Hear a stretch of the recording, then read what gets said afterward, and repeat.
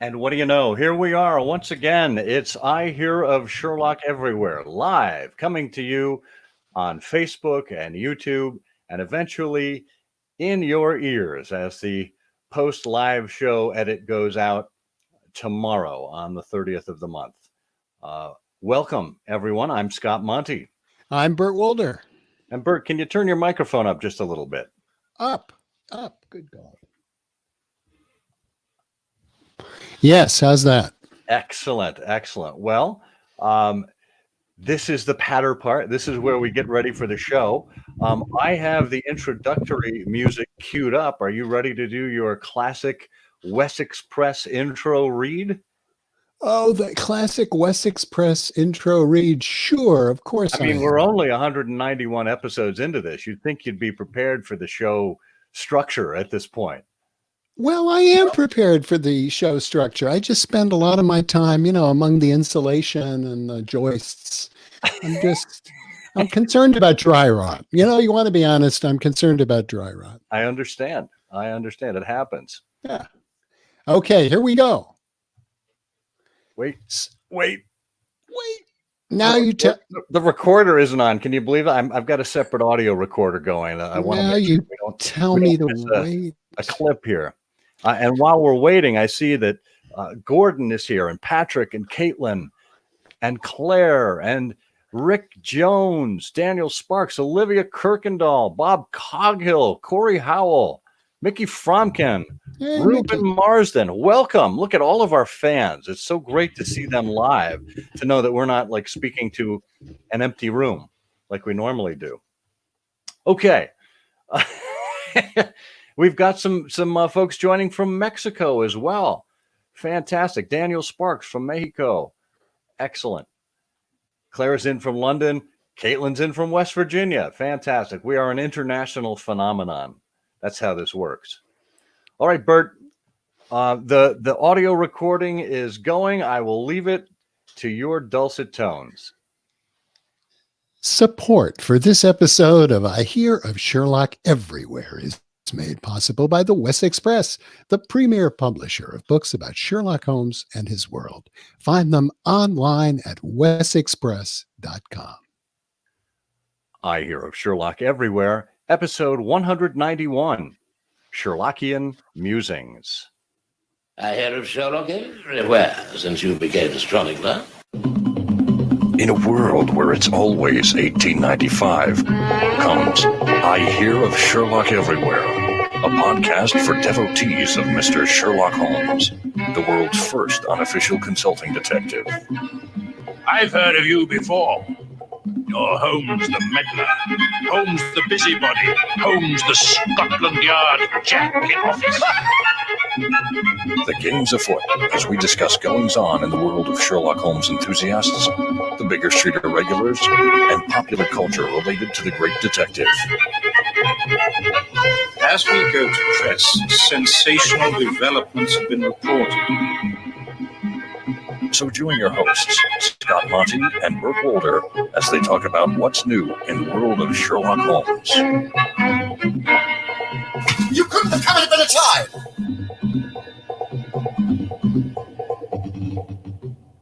And here it is. Welcome once again to I Hear of Sherlock Everywhere, the first podcast for Sherlock Holmes devotees where it's always 1895. I'm Scott Monty. I'm Stilbert Walder. And we are here to muse with you about goings on in the Sherlockian world and specifically about a very special author that has come our way by way of the west coast of Canada. And we'll get to that in just a moment. Bert, how are you holding up in these times of COVID-19, of coronavirus, of quarantine? How are you doing? You know, I heard something about that. How's that going? That virus stuff? I'm fine. I've got plenty to read, and thank goodness everybody I know is healthy. Thank God, and I'm fine. You know, the anxiety level is down to the point where it's just 20 or 30 minutes of screeching every morning, and then I crawl out from under the bed and get back to work. Yeah, yeah. Well, you know, I shared an image of one of the sets of books on my bookshelf on, I think it was on Instagram earlier this week. And I had done a thread, I think on Friday night, maybe on our Twitter account about some of my collections of the canon. And look, there's 60 stories. They're pretty much the same in every version that you've got, whether they have pictures, whether they are in collected form, whether you have them individually. So the logical question would be, how many copies of the Sherlock Holmes stories do you actually need? It turns out quite a few. That's my answer, at least. You know, when you look at the annotated, when I look at my Oxford Sherlock Holmes set, and the picture that I sent out earlier this week was of the Folio Society set. We've got that wonderful silhouette of Holmes and Watson along the 9 volumes, and the caption that I put up there, just to kind of set the tone for, I think, where we are, is though the world explode, these two survive, and it is always 1895. And I think that's why we do what we do. You know, we want to stand here as kind of a sense of consistency and of normalcy and of calm and serenity that we can always turn to, even in times of crisis. Wasn't the real line that Starrett wrote there, where the mask is always N95? Isn't that what he wrote? He should have done that. He would have been ahead of his time. He really would have. So how many copies of the canon do you have? Well, to paraphrase the former Senator Phil Graham, who collected when someone asked him, Senator Graham, how many guns do you own? And he said, more guns than I need, but fewer guns than I want. So I would say more copies than I need, but fewer than I want. Well, I mean, roughly, what is it? 10, 50, 100? Probably in the realm of 10 to 15, I would say. Yeah, I haven't counted. You're right. You know, the one, you know, you tend to cherish things for different reasons. You know, the John Murray books, of which I have a couple. I don't have a complete set of the canon in the John Murray editions, but those had the great dust jackets, of course, which Nick Utekin at the Sherlock Holmes Society of London has now reprinted and published in a book, which is really great. 2 books, actually. But, you know, the Oxford, I love Lancelin Green's annotations, the Doubleday, you have to have the Doubleday. And some things, you know, as you get into the literature of Sherlock Holmes, you find some essays that refer to pagination. So some essays are keyed to Doubleday. So if you want to look there, you want to look there. I guess I probably have, I don't think I have more than 10, but I probably have 10. That's fair. That's fair. You know, I remember limping along in my pre-college days with what turns out to be what was called a complete copy at the time, but it was the complete stories that were out of copyright. So it went up through, I think, the Return. Because it included The Hound of the Baskervilles and the Return. It didn't include The Valley of Fear, the Case Book, or His Last Bout.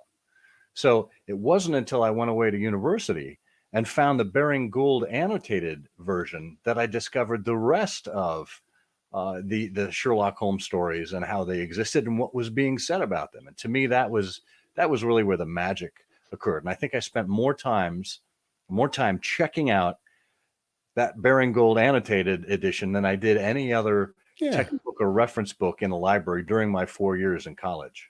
Yeah. I liked the Baring Gould so much I had 2 copies of it and sold one. And I think I remember some years ago you found it in an old bookshop during a BSI weekend or something. Yeah. With my Snoopy book plate still. Yes. Yeah. I love that. I love that. Yeah, I forgot about my my multiple Baring Gould annotators. I have 2 single volume editions and 2 double volume editions. So that estimate has simply gone through the roof now. So well, then, not that you know anything about this, but if you're a collector, you want to get things that are in the slipcase, and then you want to get some things that are in the dust jacket. And then there's the Heritage Press edition that I really like, that Freddie Steele did drawings for. Some Steele drawings are in there, and those are in slipcases. And then Murray organized them differently. There are the long stories and the short stories. Yeah, you can have a happy, crazy time just buying copies of the annotated. Yeah, I've got the omnibus short stories and the omnibus long stories, and then I've got the John Murray, Jonathan Cape individual volumes of each one. And I have the same with the Heritage Press. I have 2 copies of the 3-volume Heritage Press and 1 copy of the 8-volume Heritage Press books in their onion skin dust jackets. So that to me is like the creme de la creme of my collection. And I see Jerry Margolin is in the stream here, and Jerry is the one who recommended that I buy that off of eBay. So thank you, Jerry. Yeah, it's really funny you should mention that. I have onion skin too, but it's just from Chris Morley's kitchen. So apparently he was making tomato sauce or something. Shouldn't that be part of the Sherlock Holmes cookbook? Oh yeah, that's right. Good idea. Yeah. Excellent. Well, I suppose we've done enough patter here. We've made our guest wait long enough. Why don't we get going with the introduction? Okay. Sounds like a plan.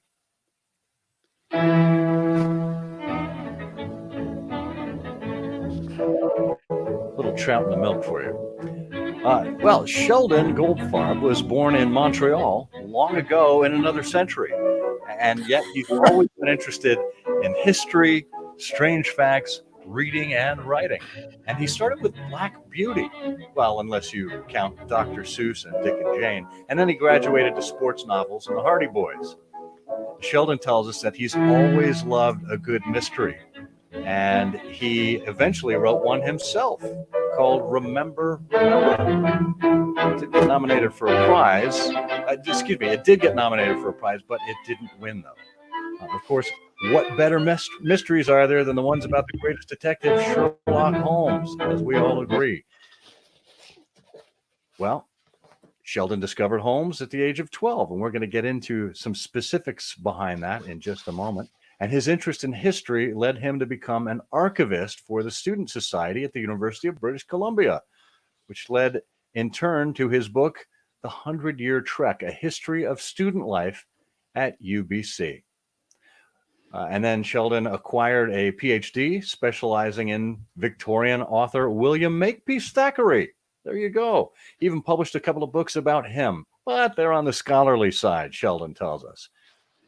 Better stick to his more recent output, like this one on Sherlock Holmes called Sherlockian Musings, Thoughts on the Sherlock Holmes Stories. Sheldon, welcome to I Hear of Sherlock Everywhere. Thank you for having me. Excellent. Well, we're actively trying to push all kinds of levers and buttons here, so we appreciate your patience with us, and forgive us for any pregnant pauses that we may have here. So, you look like a natural. Have you done this before? I've been on the Watsonian podcast, if that counts. I would say it does. I would say it does. So you're an old hand. So why don't we start where we begin with all of our interview guests and ask you where you first met Sherlock Holmes? Well, as you reported in the intro, I was 12 years old. I think that's the legal age to start reading Sherlock Holmes. Anyway, I was 12 years old, and a relative of a relative gave me this collection, 4 stories. The first one was A Study in Scarlet, and I read that, and I began reading that, and it was gripping. I think a step up from the Hardy Boys, which I had read, the years before. And then I got to part 2 and was very puzzled because we were in London with Sherlock Holmes and Dr. Watson and trying to figure out, what does rash mean, R-A-C-H-E, and then suddenly we were in Utah. So my 12-year-old self thought, the printer must have accidentally bound 2 separate books together because these 2 things do not belong together. But and some people talk nowadays about, well, what is the connection? I mean, it's a very strange original story to start with London and Holmes and then jump to Utah and the Mormons. So, but I finished that, and then I read the next book. The next story in the book was The Sign of the Four, which at the time was one of the most terrifying things I had ever read, especially the looking through the keyhole at the distorted, distorted, twisted face of Bartholomew Sholto. And I thought, oh my God, this is horrifying. I liked mysteries at the time, but I didn't like horror. I still don't like horror. And I thought, oh, this is very scary. I've read it again since, more recently, especially to write this book, and have been less scared, although it is a scary moment. And it's a strange moment because it causes Watson to look to his side and see if Thaddeus Sholto is still there, because the figure he can see, the face he can see through the keyhole, is identical, it seems, with Thaddeus, and yet all twisted and distorted. And that led me, I'm jumping a bit here, but in the book, I have some fun in the book. It's I have an academic background, and I think I draw on academic knowledge, but I try to be lighthearted.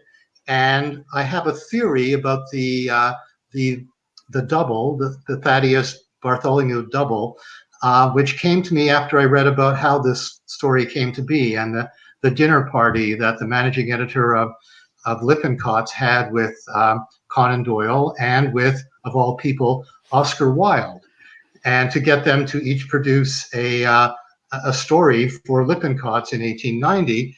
And so Doyle produced The Sign of the Four, and Wilde produced The Picture of Dorian Gray, which is about, a strange double up at the top of the house, and there's this nice-looking gentleman who goes out around the world, Dorian Gray, but in the attic, or wherever it is, there's a picture of him which is identical, except it's become all twisted and mangled and distorted.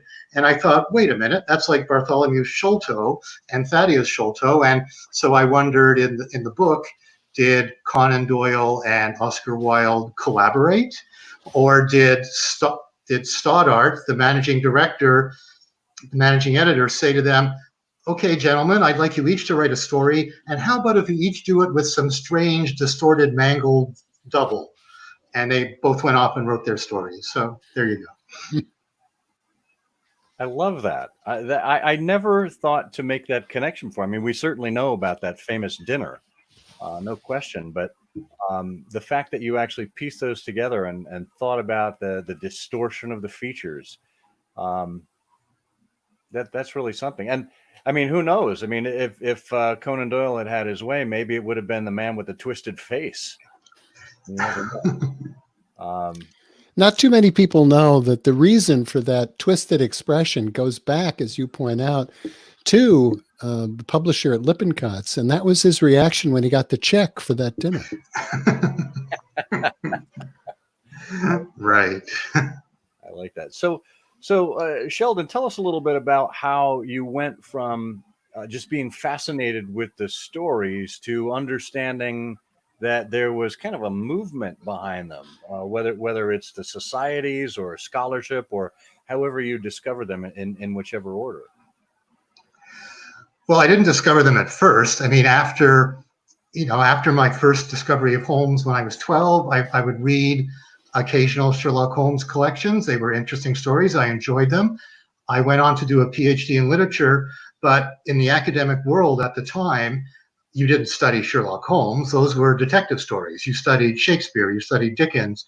I studied William Makepeace Thackeray, who has an interesting connection to Conan Doyle, by the way. You may know this, because Conan Doyle's uncle, Richard Doyle, was a well-known illustrator, and he illustrated some of Thackeray's novels.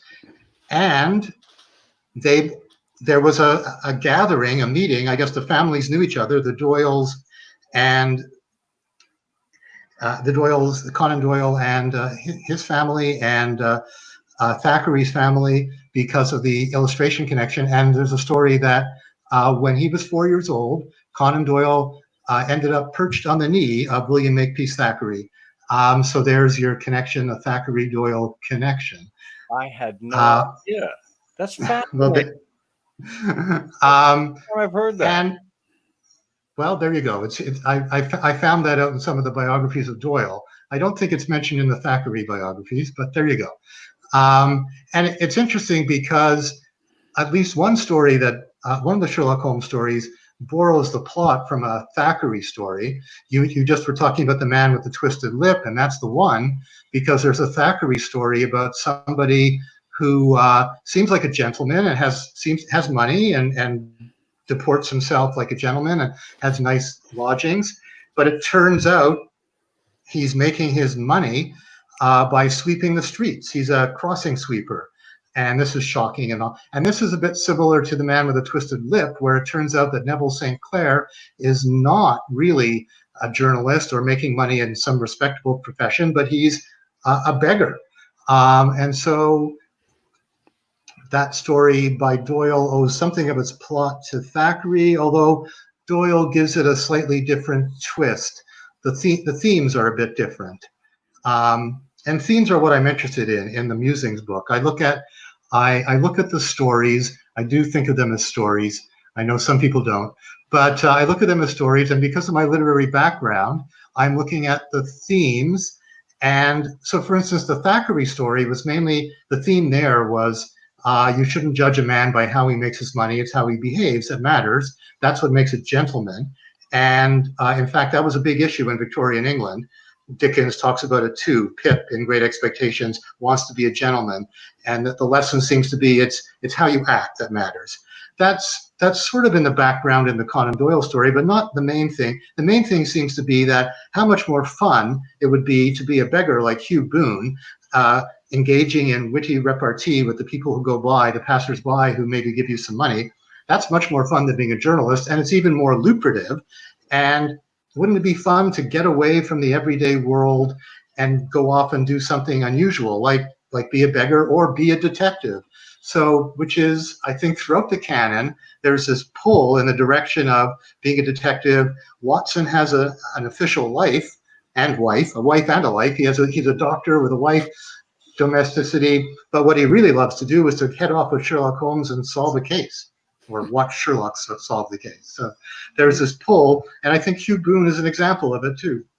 Yeah. Well, I think that is interesting and astute, and you're certainly right about Thackeray. In the case book, I think it was in the case book, Conan Doyle wrote sort of a benediction or a farewell or a preface to Holmes. And he wrote, "One likes to think that there is some fantastic limbo for children of the imagination, some strange, impossible place where the bows of Fielding may still make love to the bells of Richardson, where Scott's heroes still may strut, Dickens' delightful cockneys still raise a laugh, and Thackeray's worldlings continue to carry on their reprehensible careers. Perhaps in such a humble corner of such a Valhalla, Sherlock and his Watson may for a time find a place, while some more astute sleuth with some even less astute comrade may fill the stage which they have vacated." Okay. And then he used to lecture on English literature, so I'm sure he lectured on Thackeray. Well, he knew his Thackeray, yes. Yeah. He even knew a little bit of Jane Austen, although not too much. I was reading that he only came to read Jane Austen once when he was sick, but he was ill and he had nothing else to do. So he read Pride and Prejudice. And I found this out because I gave a little talk to the Jane Austen Society here in Vancouver to discuss any connections between Conan Doyle and Jane Austen. So there you go. Those Janeites can be rabid. They are big fans. I know we have a regular Janeite listener here, Mary Miller. Yes. Pops in from time to time and loves to make the Austen, Doyle, or Holmes connections. So, Sheldon, tell us a little bit about how the concept for this book, Sherlockian Musings, how this came about, because you provide a good background in the introduction here, and it involves both scholarship and your interaction with the society. I'd love our listeners and viewers to be able to hear a little bit more about that. Okay, well, I'm a member of the Stormy Petrels of British Columbia, the Sherlock Holmes Society in Vancouver, and I joined them back in 2003, thanks to Peter Wood, the late Peter Wood, who was what we called the Priory Schoolmaster back then, which meant, well, every month the Stormy Petrels get together and have a meeting. In the largest section of the meeting is a discussion of one of the stories from the canon, and Peter would organize those discussions. He would produce notes for them and study questions, and then the Petrels, as we're called, would discuss in the meeting. And he did that. He was doing that when I joined in 2003, and he did that up until his death in 2011, at which point Aurelie Martel took over as a schoolmaster, and then eventually it got passed to me. And I began to try and follow in Peter's footsteps, but I did it in my own way.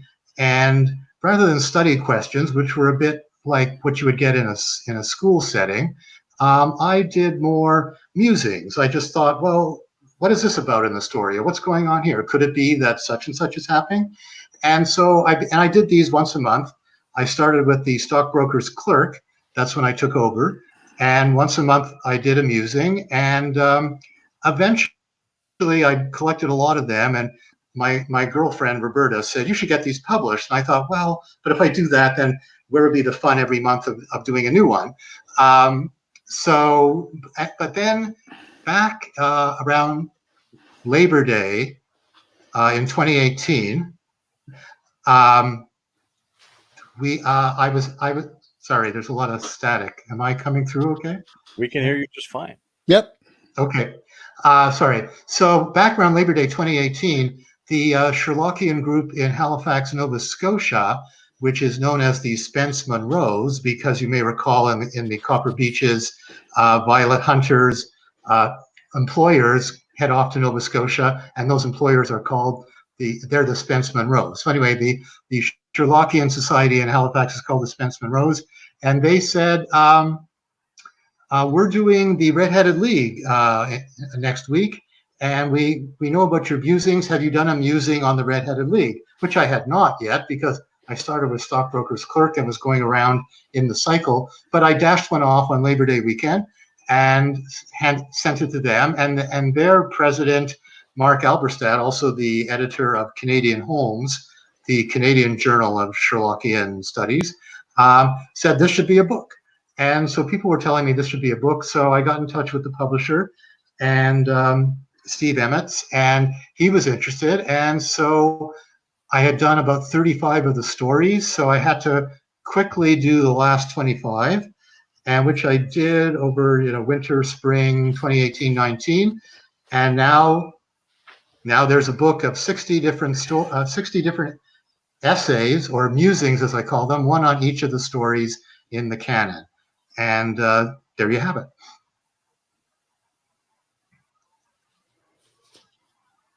That's fantastic. So tell us a little bit about what goes into a typical musing. How do you approach it? How do you decide what to muse upon?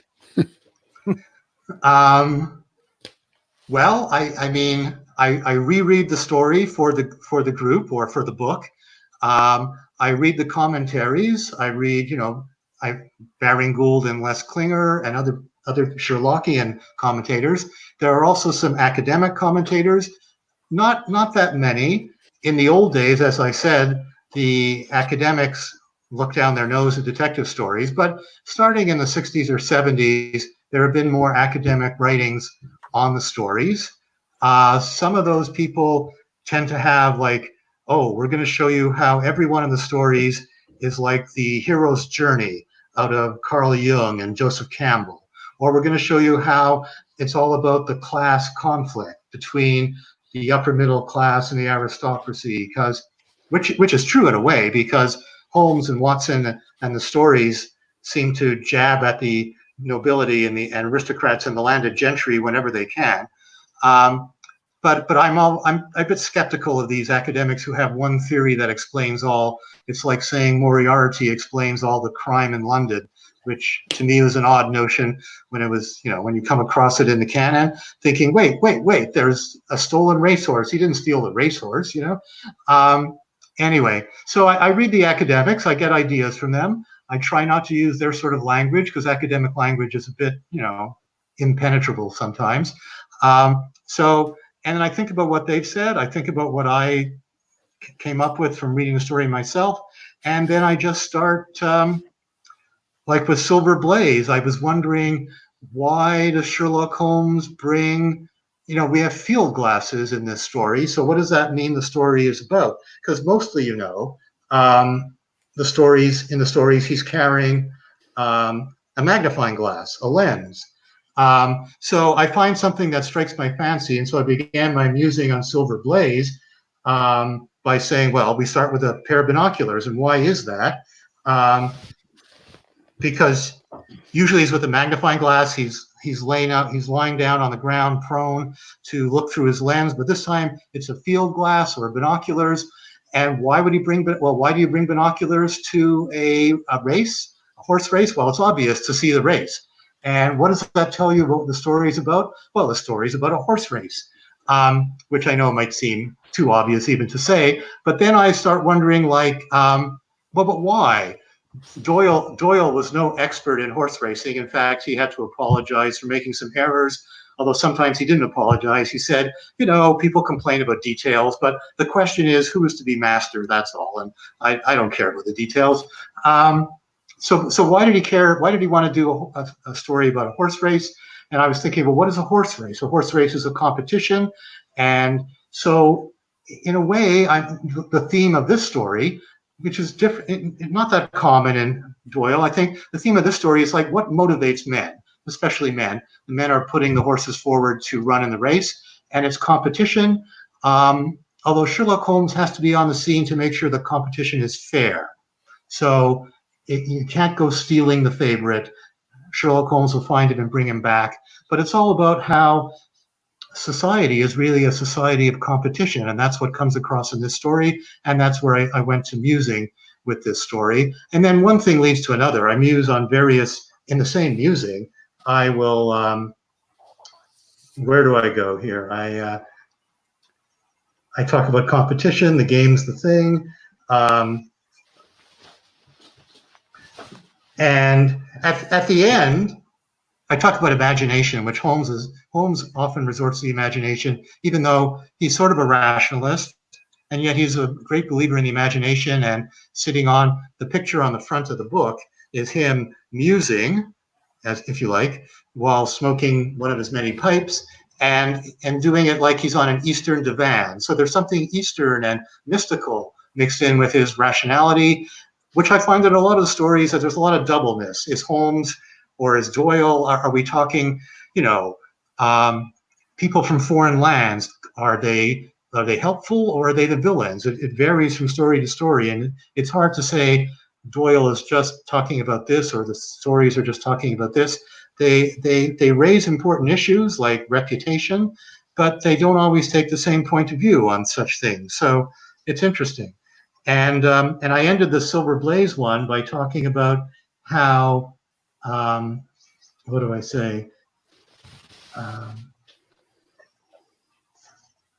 that it's a favorite pastime of Sherlockians to point out the failings of Sherlock Holmes.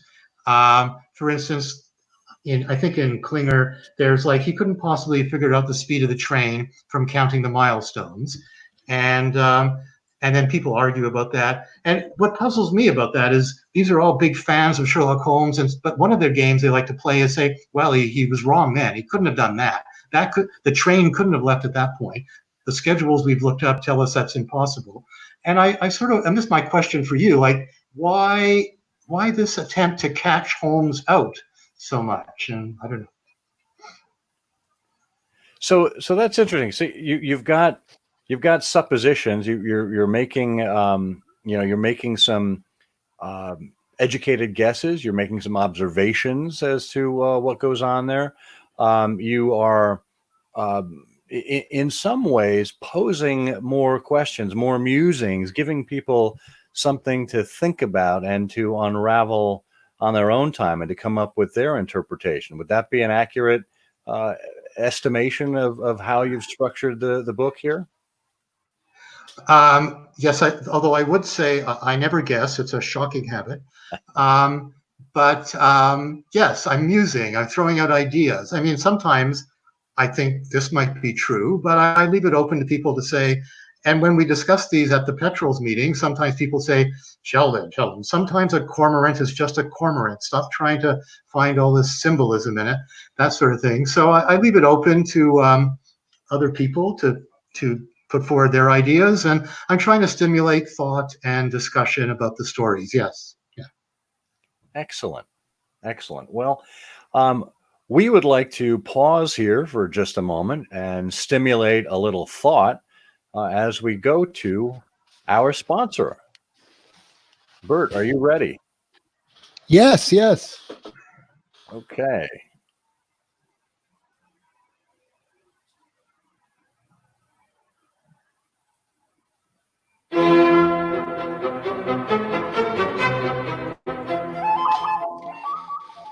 In the ancient Anglo-Saxon kingdom of Wessex, our village elders have been wearing masks for years, but that's only because of 8th century dental hygiene. You are lucky to be trapped at home because now you have time to read Sherlock Holmes and Conan Doyle in the newspapers. Volume 5, edited by Matthias Bostrom, Mark Alberstadt, and Leah Gwynn. With a wealth of Sherlockian treasures unlocked at last from old and accessible newspapers, reporting the doings of Arthur Conan Doyle and Sherlock Holmes as they first appeared to the world. Read about the great success of Conan Doyle's play A Story of Waterloo, with the script of the one-act play included. And it's available right now at our wessexpress.com. Friends, social distancing is important, but there's plenty of room to reach for the pleasure only a volume from the Wessex Press can provide. Choose yours today.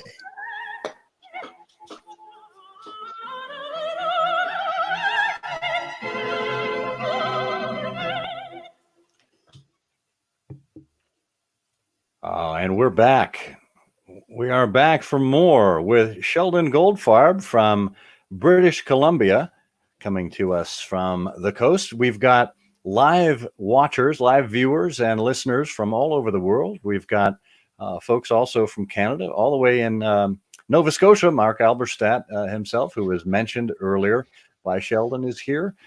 We've got our friend Badre Alamir Bali from Egypt.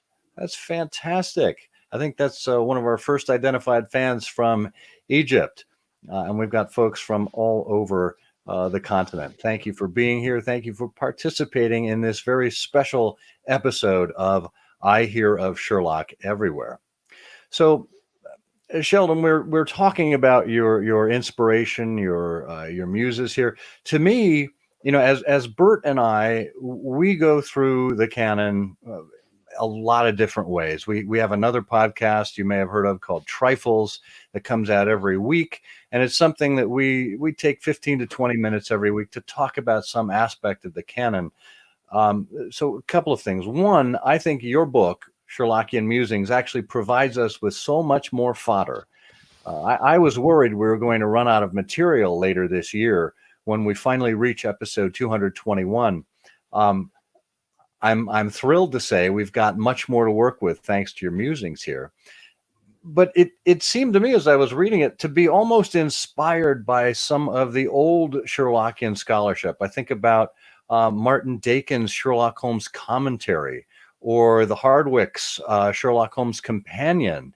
Can you talk a little bit about maybe some of the Sherlockian scholarship that you've come across over the years and how that may or may not have inspired you?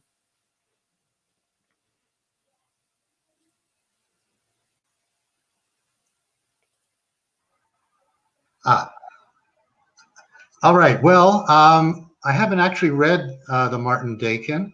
I went through the annotations of Baring Gould, and it always was a struggle to find the story in Baring Gould because he puts them in this chronological order according to his theories of when the cases took place. And I'm looking for, I know this is in volume 2 of the Doubleday. Where is it in Baring Gould? That sort of thing. But I would eventually track down the stories in Baring Gould and read his commentary. Baring Gould and Les Klinger and that sort of traditional Sherlockian scholarship go in a slightly different direction. They talk about, I noticed my friend Bob Coghill wrote as a comment here that they are accounts, Sheldon. They are accounts. They're true accounts. They're not stories. And I'm coming from the literature side and treating them as stories. I think they're very good stories. They're very artistic. And I've discovered this more in writing the book and in doing the musings. When I was growing up, they were just detective stories, which were fun, and I didn't think to study them either. When I did my PhD in English literature, I studied Shakespeare and Dickens and Thackeray. So that's where I come from, and so it's an interesting. I mean, the people who play the game do the very thing I was trained never to do as an academic, which is there's a famous article called "How Many Children Has Lady Macbeth?"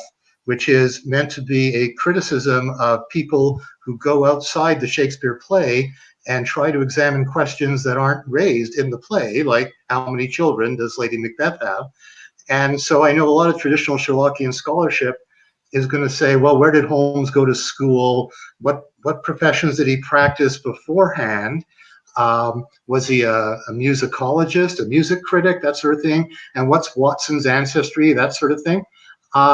I restrict myself to what's in the stories, and I try to figure out what the stories suggest and what they suggest thematically, like I was talking about with The Man with the Twisted Lip and the joy of escaping from professional life and going off and being a beggar or being a detective. And that's a theme in the stories, the clash between that and, say, the domesticity that almost seems to swallow things up at the end of The Sign of the Four when Watson marries Mary Morstan and says, well, that's it for my adventures. I've had enough of Sherlock Holmes. I'm going to go home and live with Mary.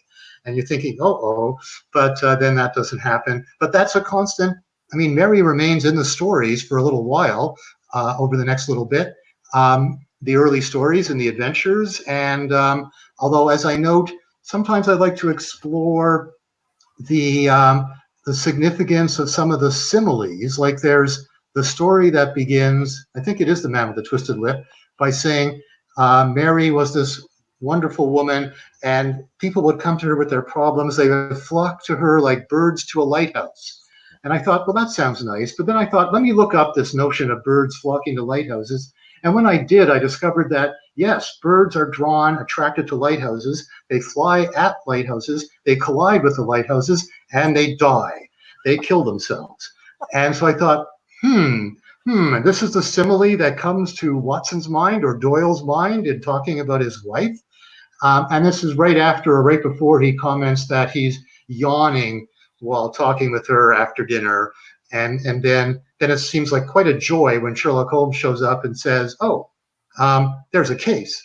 Or actually, I guess it's not Sherlock Holmes. There's a case does show up then. He has to go after, it's the friend who comes up and her husband is in the opium den and Watson has to go off and solve that case like he's going to be the hero.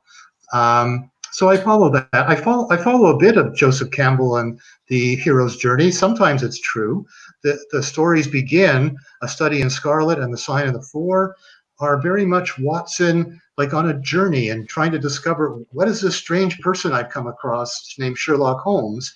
Like A Study in Scarlet begins where you find Watson is down on his luck. He's an idler and he's not well. He's suffering in the cesspool of London. And that's the perfect setting that you usually get in these heroic stories, like the person who doesn't seem to know where he's going and suddenly he's swept up in an adventure. And the adventure at first seems to be Watson's. And Watson gets to meet Sherlock Holmes. In the book, I compare him to a Marlowe in Heart of Darkness, going off to try and find Mr. Kurtz. So Holmes is his Mr. Kurtz. So my inspiration there is literature itself, Conrad, or the notions from Joseph Campbell and Jung, the psychologist, things like that. So, I mean, I read Klinger and Baring Gould, and they sometimes explain some of the references. It's interesting, but they do go in a slightly different direction than I do. But I found with the Stormy Petrels, although their tendency is to go in that other direction, they're very accepting of my musings, and we talk about my musings, and then Bob will say, "But Sheldon, they're really accounts, and let me tell you, whatever." So there you go.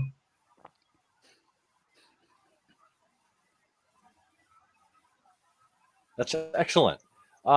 Well, just so our listening and viewing audience knows, if you'd like to ask any questions of Sheldon while we're still in the interview here with him, we still do have a few moments left, so feel free to ask away on Facebook or on YouTube. Oh, Howard had a question. What's Sheldon's muse on Watson's bull pup?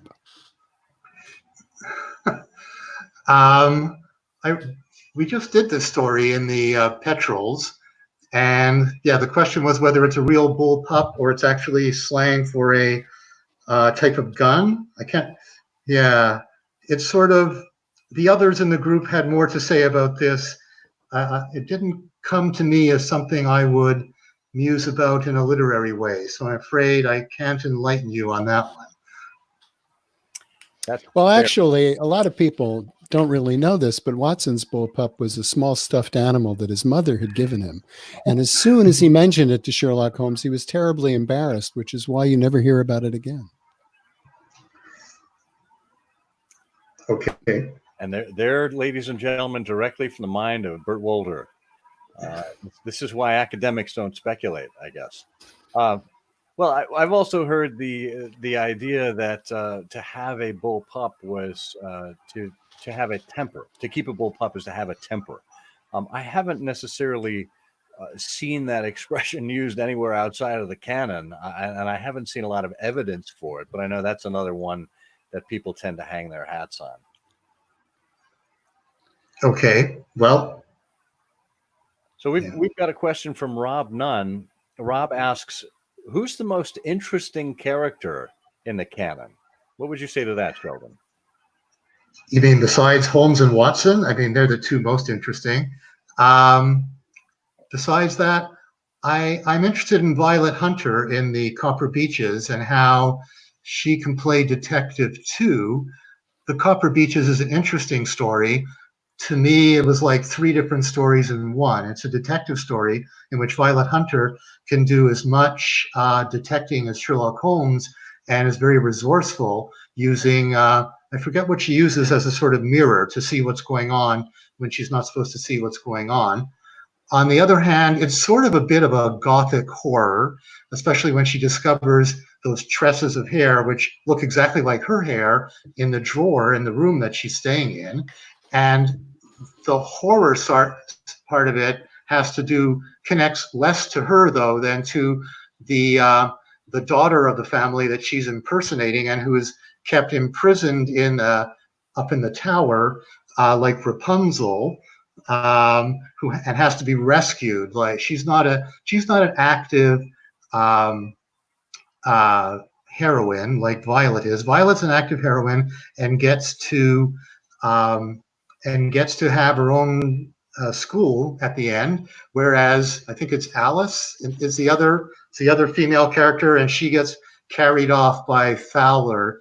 And I thought it was amusing. Fowler gets there before Hunter, and spirits Alice away, and then she marries him. So that's the gothic part. There's also the detective part, and now I'm forgetting what the third sort of genre was that was in there. But Violet Hunter is an interesting character in that way. I never made the connection before between Fowl and Hunter. Yes, well, there you go. All right. As you've had a chance to muse about all 60 stories, I mean, obviously you've given these a lot of thought. You've gone over them with the Stormy Petrels, and I know this is really hard for anyone to do when you've got to work like this. But Ruben asks, which story is your favorite and why? Well, I used to say, and this is before I wrote the book, I used to say my favorite was Silver Blaze, largely because of the wonderful exchange in it, the famous exchange about, is there anything else to which you would draw my attention? To the dog in the nighttime, but the dog did nothing in the nighttime. Sherlock Holmes says to the curious incident of the dog in the nighttime, and the response is the dog did nothing in the nighttime, and Sherlock Holmes says that was the curious incident. A brilliant piece of deduction from the fact that nothing happened. And I still love that exchange, and I like that story. And when I got to that story, maybe my expectations were too high, and I thought, oh, well, it's a good story, but I wonder why I put it as number one. And in analyzing is different from evaluating. In an analyzing Silver Blaze, that's where I came up with my binoculars as opposed to magnifying glass thing. So it was very interesting to figure out that this is a story about racing, which means about competition. And so that was interesting to do. And I also found the Copper Beeches very interesting because of the texture and the depth and how Violet Hunter has to do all these things, and the way Copper Beeches is almost a contrast to some of the earlier stories in the adventures, which focus on the problems in the family. You have a couple of young women. There's the one in A Case of Identity who wants to go out and live a life and meet a man and marry perhaps, and her stepfather will have none of it, and so pretends to be a suitor and then keeps her from meeting anyone real. And there's also in the Speckled Band, where the stepfather will go even further and will try and murder the stepdaughters who want to go out and get married. And so it's like, oh, young people want to go, and the same thing in the Beryl Coronet, the young people want to go live their lives, and the father is keeping them sort of trapped in the family. Young people want to live their lives. And then you get to Copper Beeches, and it's like, okay, Violet Hunter is going to lead her life, and well, first she has no job. There's a problem. Will she find a job? And because she loses the job when the Spence Monroes go off to Nova Scotia. And then she does get a job, but involves all these difficult things, and she has to decide, first of all, is she going to take this job and cut her hair and sit in the chair over there and then over there and do all these strange things. And so it's like, on the one hand, some of the stories talk about, young people wanting to grow up and leave the nest. And then this one talks about how when you do leave the nest, there's all sorts of problems.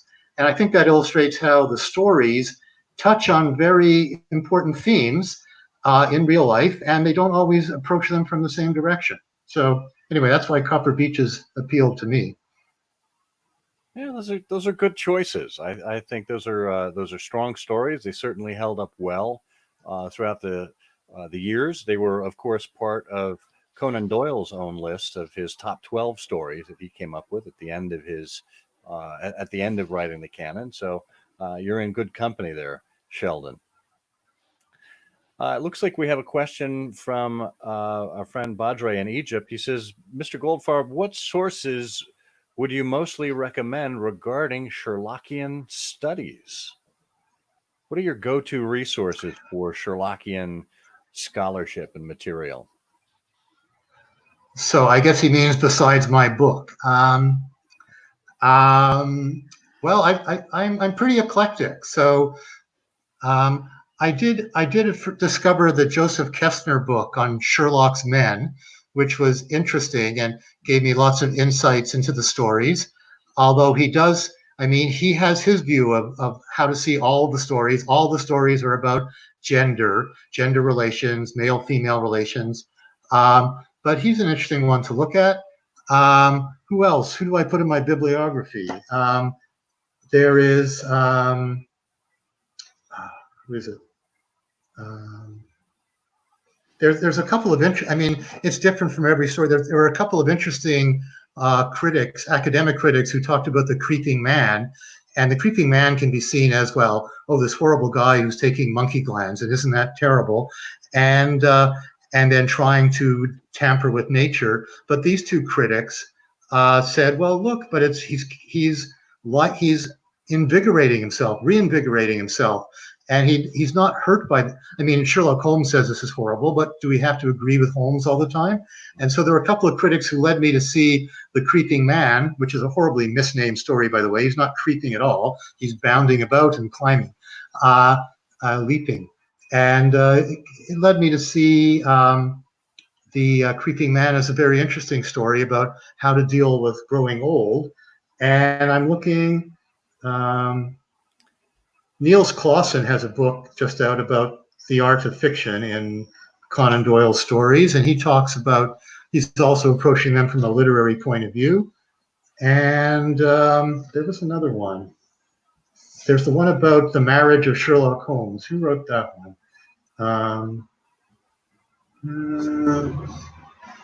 It's escaping me now. Anyway, he wrote a bunch of eccentric stories about it, but poke around and find what appeals to you. Yeah.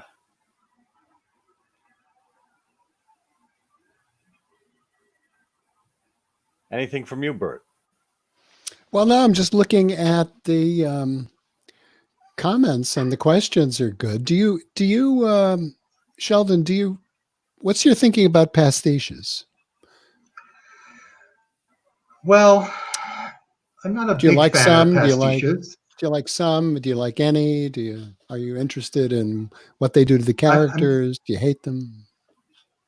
I know the Sherlockian world is a very big world, and it includes pastiches, it includes movies, it includes TV shows, and I like the original canon the best. I like the stories the way that Conan Doyle wrote them, or John Watson wrote them, as Bob, I'm sure, will tell me. Yeah, the pastiches, I like the originals best. Yeah. I like original ideas best. That's why I tend to call it The Sign of the Four, which was the original title, and then somebody decided to drop the second "the," and but I like to call it. I like to use both "thes," and there you go. Yeah, why not? Doesn't cost anymore. One of the things I'm curious about, we mentioned very early on in our conversation here when Scott was introducing you, I think, that you had written a book called The History of Student Life at USB. And what immediately occurred to me was, what was the most unusual thing you discovered when you researched the history of student life? Did anybody keep a bear in the dormitory? Or? Oh, there are all sorts of myths about people bringing cows up to the top of the clock tower, which cannot be verified. There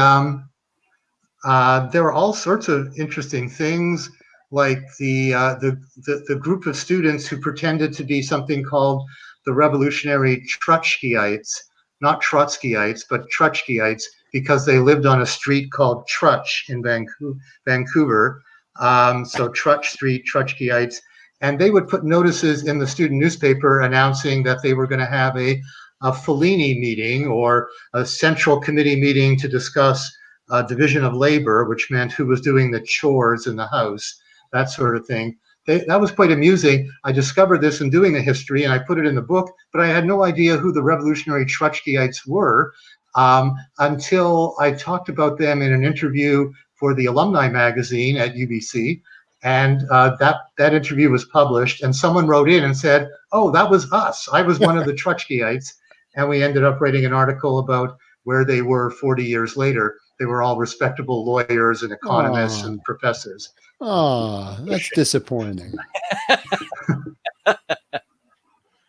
Oh, well, it's wonderful, Sheldon, to hear you muse on all things literary, whether it's Thackeray or student life at the University of British Columbia, or of course Sherlockian Musings. Everyone needs to get a copy of Sherlockian Musings, thoughts on the Sherlock Holmes stories. We will have a link to the book in the show notes. It's available from MX Publishing as well as from Amazon or wherever good and tasteful books are sold. What's next for you, Sheldon? Oh dear. Well, I seem to be doing a lot of these, interviews, talks, and so forth for about the Sherlock Holmes book. But at the moment, I'm working on an essay on Oliver Cromwell, of all things, just for the fun of it, really. I took a course just for the fun of it on Babylonian mythology. I explore where things take me and whatever catches my fancy. So there you go. That's amazing. Well, I'm delighted to hear it, and we're pleased to have such a polyglot as yourself on the show with us here. We wish you all the best in British Columbia with the Stormy Petrels. Say hi to Bob for us, and thanks again for being on I Hear of Sherlock Everywhere. Thank you.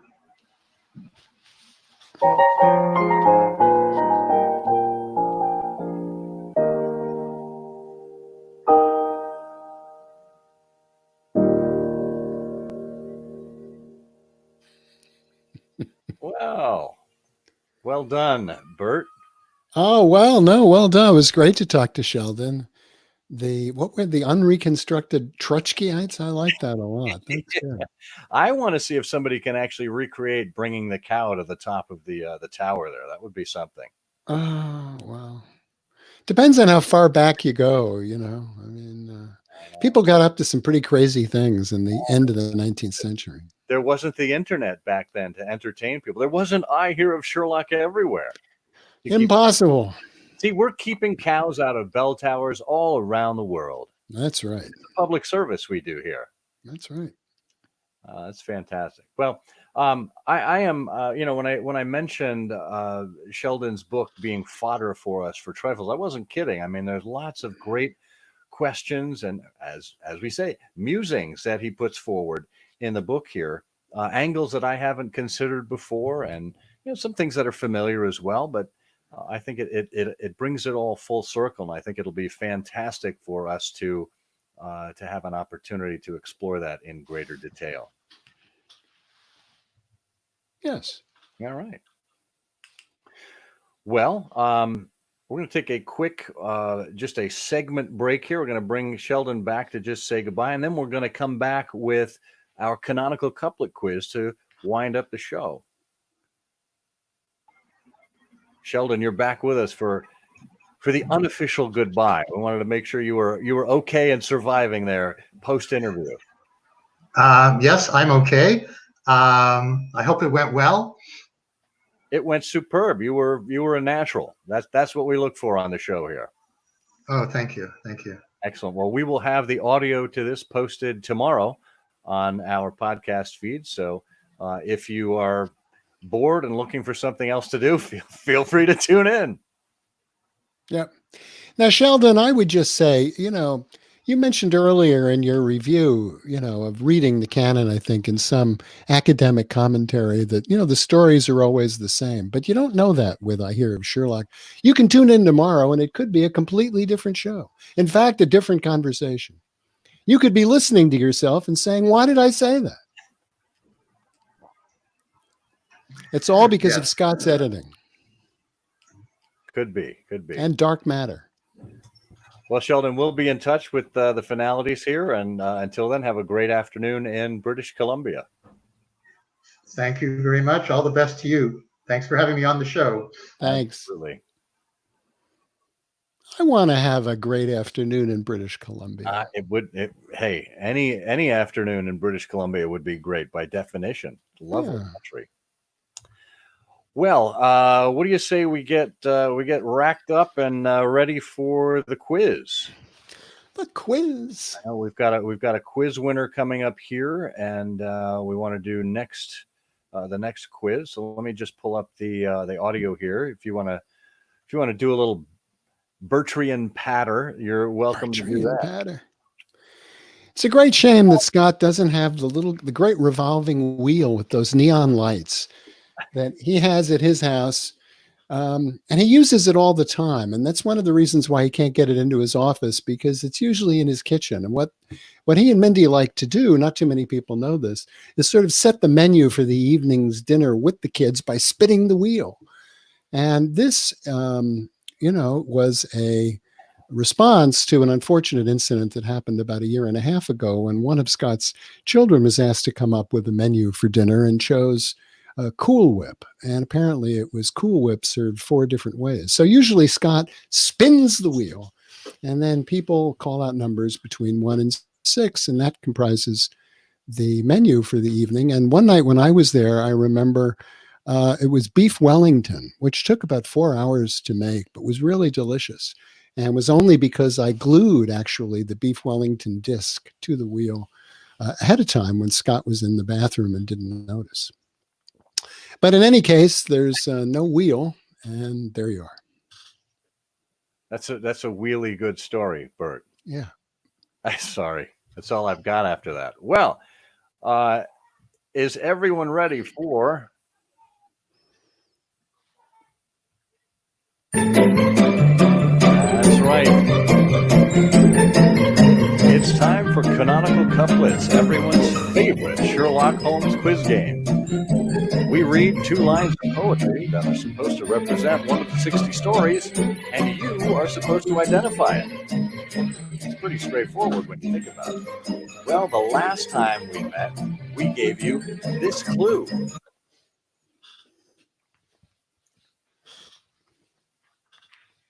The killer nearly escaped if it weren't for a hook. The clue was buried in a half-remembered book. Bert, do you know which Sherlock Holmes story we're referring to there? Oh, yes. That was the famous case of the failed haberdasher who experimented with new articles of clothing. That was the cardboard socks.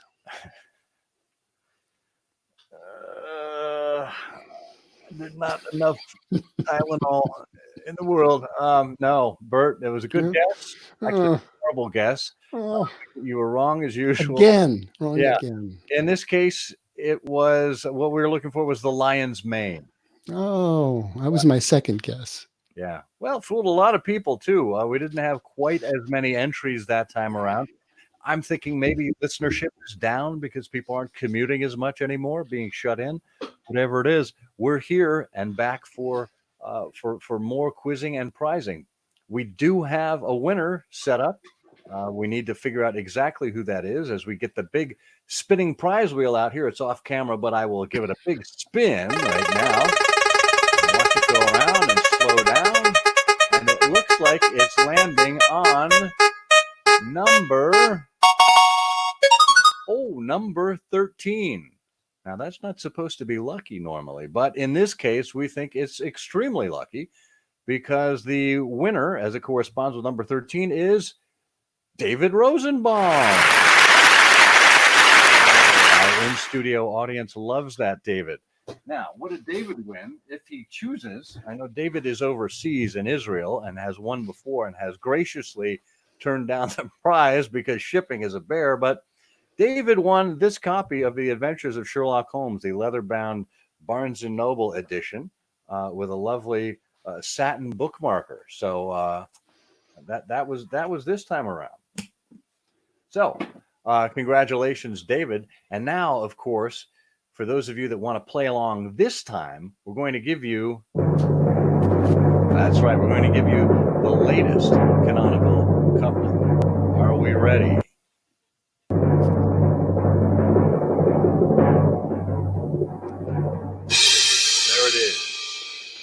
Holmes was fighting for a client, brave and earnest, while facing a foe who was most pathetic and sternest.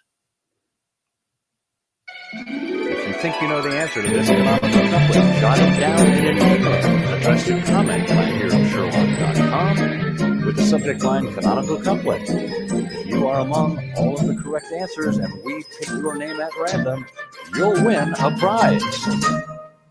Good luck. Now, The couplets are really nice. They're nicely written. yeah, well, we're running out of them. We're nearly at our. I think this is our 56th couplet that we've done, our 56th episode with a couplet. There are only 60 couplets, as you know. We're going to have to go back and probably put together all new couplets for the following 60 shows, should we be that long in the tooth. We'll see.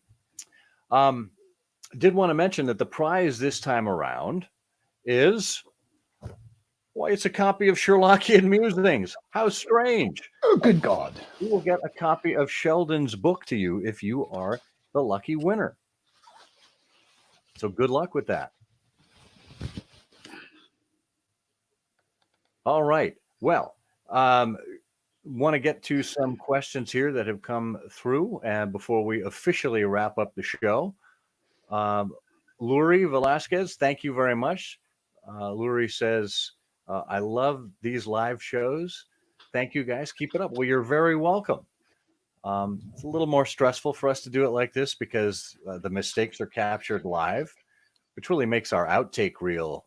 There's no spoilers now.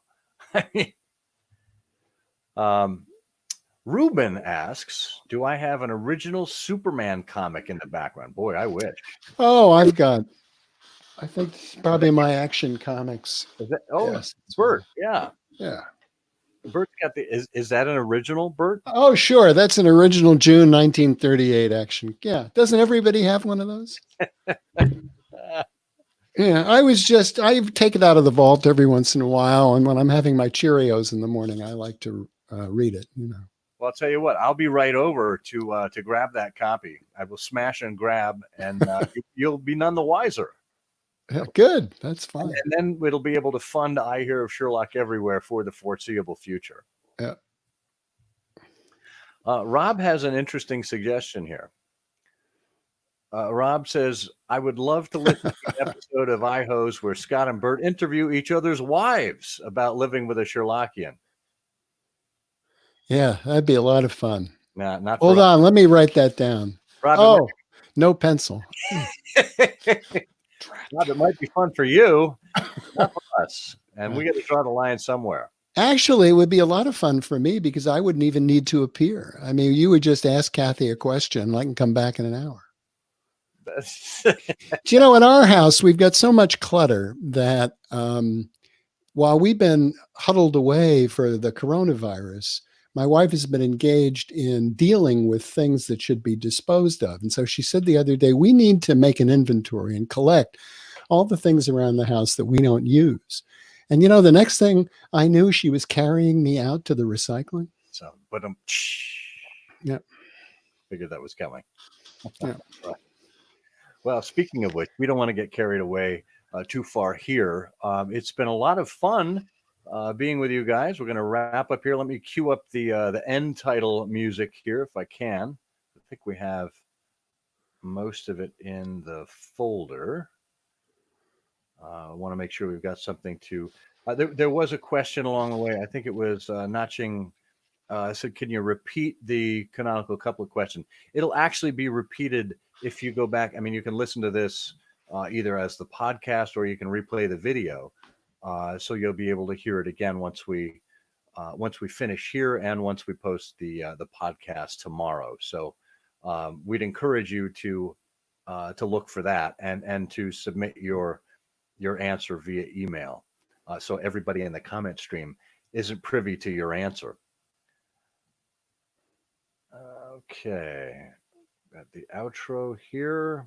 And what we're going to do is, as we play the outro, is Bert and I will just sign off and let the music take its toll. And we will wish you all a very good evening, good afternoon, good morning, depending on where you're tuning in from. And to thank you once again for being part of the show here. One quick edit. All right. Well, Bert, it's been a pleasure musing with you here once again. I think we'll look forward to doing this again in 2 weeks when we'll have. Oh, I think we'll keep it a surprise. We've got another exciting book to talk about. The editor/author of which will be joining us. Fabulous. Can't wait. Excellent. Well, I am the always amusing Scott Monty. And I'm the perpetually consistent Burt Wolder. And together we say the game's afoot. The game's afoot.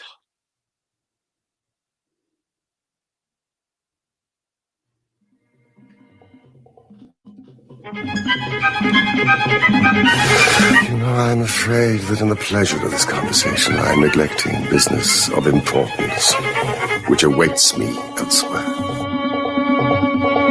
Thank you for listening. Please be sure to join us again for the next episode of I Hear of Sherlock Everywhere, the first podcast dedicated to Sherlock Holmes. Goodbye, and good luck, and believe me to be, my dear fellow, very sincerely yours, Sherlock Holmes.